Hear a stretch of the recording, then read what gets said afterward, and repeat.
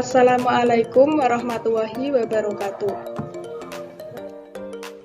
Perkenalkan, nama saya Syaharani dari kelas A2 E3 Universitas Islam Sultan Agung Semarang. Tujuan saya membuat video kali ini adalah untuk pemenuhan tugas UTS semester genap mata kuliah Akuntansi Keuangan Menengah dengan dosen pengampu, Ibu Dr. Hajah Indri Kartika, SE MSI AKCA. Apa yang akan kita pelajari? Kita akan belajar tentang kerangka konseptual akuntansi.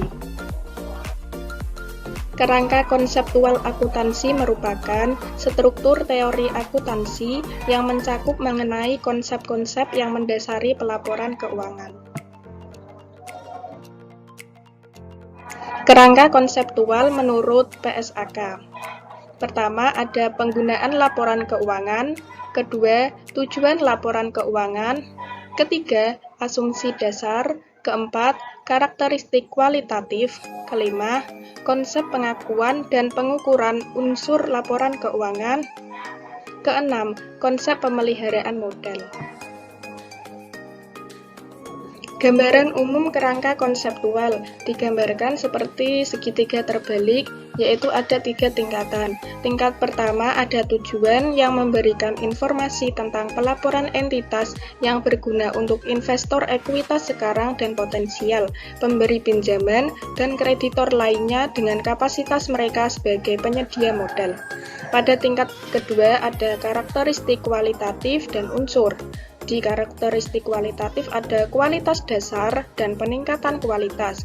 Di unsur ada aset, liabilitas, ekuitas, penghasilan, dan beban.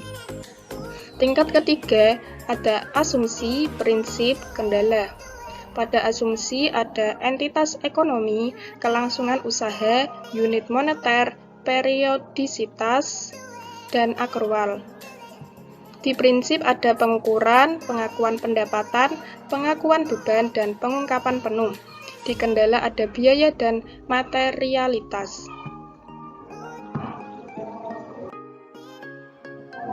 Tujuan pelaporan keuangan yang telah kita jelaskan tadi yaitu memberikan informasi keuangan tentang pelaporan entitas yang berguna untuk investor sekarang dan potensial, pemberi pinjaman, dan kreditor lainnya dalam membuat keputusan dengan kapasitas mereka sebagai penyedia modal. Karakteristik kualitatif informasi akuntansi. Pertama, kualitas dasar. Kualitas dasar bersifat relevansi yang merupakan kualitas dasar yang membuat informasi akuntansi yang bermanfaat untuk penggunanya dalam pengambilan keputusan.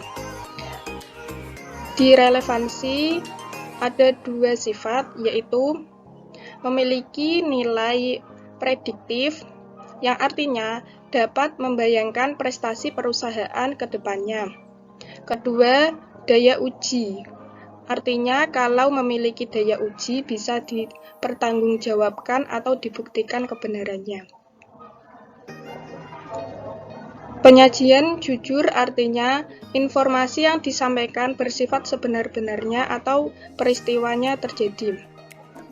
Sifatnya yaitu lengkap, netral. Netral artinya tidak memihak sebelah, kemudian bebas dari kesalahan. Peningkatan kualitas. Peningkatan kualitas bersifat komparabilitas, yaitu informasi dapat dibandingkan pada perusahaan tersebut dalam periode sebelumnya. Kedua, bersifat dapat diverifikasi, artinya informasi yang didapatkan dapat diverifikasi. Ketiga, ketepatan waktu. Informasi yang diberikan tepat waktu. Dan yang keempat, pemahaman yang artinya yaitu informasi yang diberikan dapat dipahami untuk pengguna.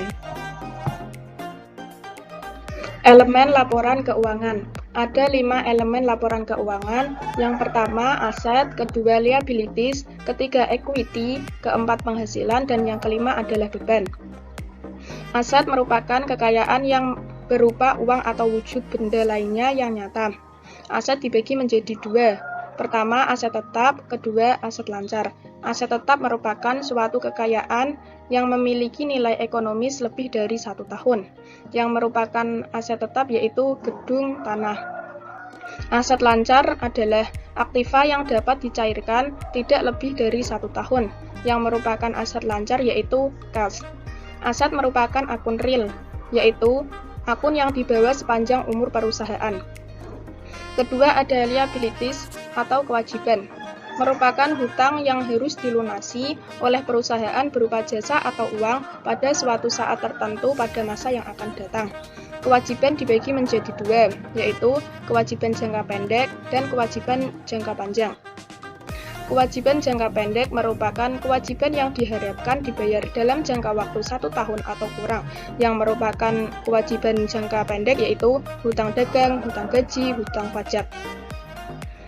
Kewajiban jangka panjang yaitu kewajiban yang penyelesaiannya melebihi periode akuntansi lebih dari 1 tahun. Yang merupakan kewajiban jangka panjang yaitu hutang obligasi. Ketiga ada equity atau modal, yaitu hak pemilik perusahaan atas kekayaan perusahaan. Ada modal saham dan modal usaha dan lain-lain. Keempat, penghasilan. Penghasilan merupakan aliran penerimaan kas atau aset lainnya yang diterima dari konsumen sebagai hasil penjualan barang atau pembelian jasa. Penghasilan meliputi pendapatan, merupakan penghasilan yang timbul dalam pelaksanaan aktivitas perusahaan. Ada pendapatan jasa, pendapatan usaha, pendapatan sewa. Pendapatan merupakan akun nominal, yaitu akun yang bersifat sementara, saldonya habis dalam satu periode akuntansi. Yang kelima ada beban. Beban merupakan biaya perolehan aset yang dikonsumsi atau jasa yang digunakan dalam proses pendapatan. Ada beban listrik, air, telepon, beban gaji, beban lain-lain. Selanjutnya asumsi.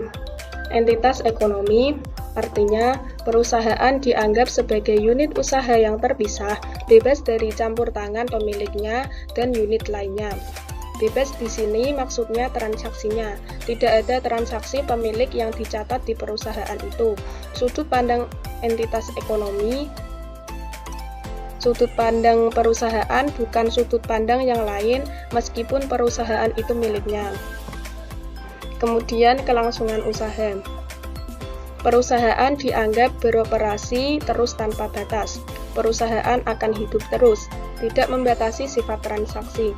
Dalam aktiva jangka panjang akan disusut sesuai nilai ekonomis. Ada dua contoh jurnalnya. Yang pertama, perusahaan membeli gedung yang memiliki nilai ekonomis 20 tahun. Jurnalnya gedung pada kas. Gedung bertambah di debit dan kas berkurang di kredit. Contoh kedua, perusahaan membeli gedung yang memiliki nilai ekonomis 20 tahun dan semakin lama gedung tersebut mengalami penyusutan sehingga akan disusutkan sesuai nilai ekonomisnya. Jurnalnya, biaya depresiasi gedung pada akumulasi depresiasi gedung. Penyusutannya 1/20 dari biaya depresiasi gedung. Unit moneter. Semua transaksi yang saat ini terjadi dicatat dengan satuan uang.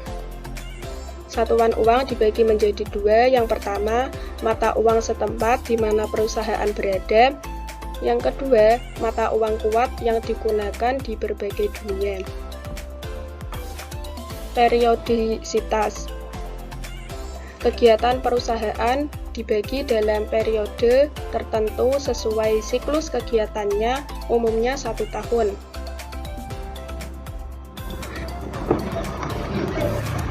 Maksudnya, membagi periode waktu perusahaan tanpa batas menjadi lebih pendek, minimal 1 tahun. Setahun sekali wajib mempublikasikan laporan keuangan. Setahun 2 kali juga boleh. Prinsip akuntansi merupakan dasar atau acuan dalam melaksanakan proses akuntansi. Yang pertama ada pengukuran.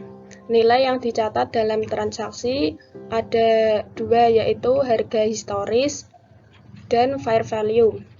Harga historis, kapan terjadinya transaksi. Semua transaksi dicatat saat transaksi terjadi, dicatat dengan harga pertukarannya. Yang kedua, fair value, artinya transaksinya dicatat pada harga sekarang. Pengakuan pendapatan.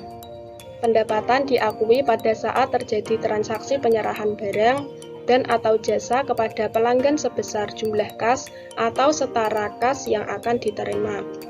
Pengakuan pendapatan, kapan pendapatan diakui? Pendapatan diakui pada saat transaksi perpindahan hal dari penjual kepada pembeli sebesar jumlah kas yang diterima atau yang akan diterima. Kenapa atau yang akan diterima? Karena pendapatan tersebut bisa jadi dalam bentuk piutang, jadi kas yang akan diterima. Jurnalnya ada dua, yaitu yang pertama, kas pada pendapatan, kas bertambah di debit dan pendapatan bertambah di kredit. Yang kedua, piutang usaha pada pendapatan. Piutang usaha bertambah di debit dan pendapatan bertambah di kredit.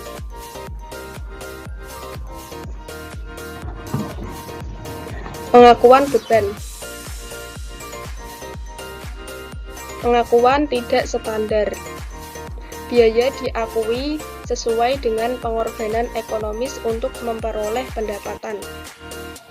Perkecualian dalam pengakuan pendapatan ada tiga. Yang pertama, pendapatan diakui selama proses produksi, contohnya kontrak panjang.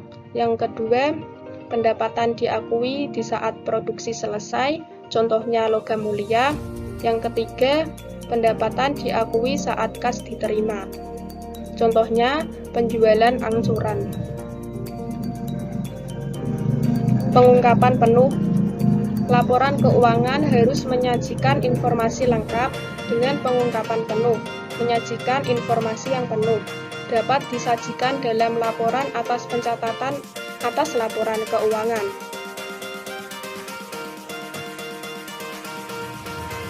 Kendala. Pertama, biaya. Biaya penyajian informasi harus sebanding dengan manfaat penyajian informasi. Kedua, materialitas. Artinya, penyajian informasi keuangan mutlak dilakukan dengan benar. Sekian penjelasan dari saya. Mohon maaf apabila ada kekeliruan atau kesalahan dalam menyampaikan. Terima kasih untuk Bu Indri yang telah menyempatkan waktu untuk menonton video saya, dan terima kasih juga untuk teman-teman saya yang menyempatkan waktu untuk menonton video saya. Sekian dari saya. Wassalamualaikum warahmatullahi wabarakatuh.